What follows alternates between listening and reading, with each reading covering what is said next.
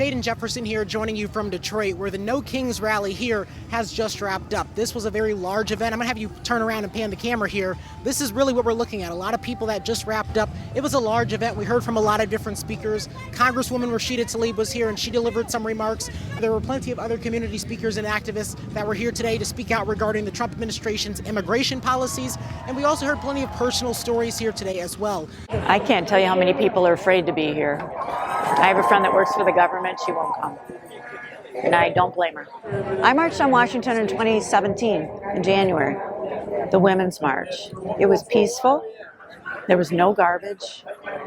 It was the most massive amount of people I've ever been in. I would guess to be close to 1 million people. I do want to show you my interview with Congresswoman Tlaib so you can hear what she had to say, as one of the questions I asked her was, are Democrats doing enough? Because they're hearing a lot from their constituents that they're not. Tell me why you decided to show up today for this protest. First of all, this is the neighborhood that I grew up in.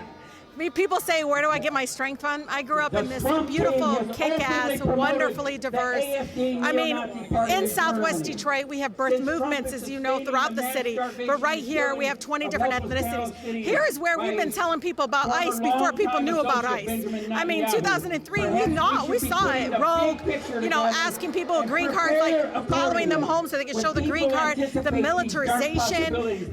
Even with previous administration, we've been warning people that ICE is rogue, that ICE won't follow the constitutional rights of people no matter their immigration status. But it's also the community that taught me, no matter your background, no matter your ethnic background, your religious background, you deserve to live freely with human dignity. And so I'm showing up because I want to support this incredibly beautiful community that's coming up and saying, not on our watch will we allow fascism, not on our watch will we allow them to rip our son away from us. Michael, school is right behind us. He could have been graduating with his family, but for the fact that this Trump administration is violent, divisive. All they care about, obviously, is making sure they stay in power, and this is how they do it, posing so much fear into the American people. Certainly we've seen pushback on the Trump administration in terms of protests like these, but a lot of Democrats have been getting flack because they've been told by their constituents that they're not doing enough. How will you say Democrats can fight back, even in the minority? Oh, I agree with them. They're not doing enough.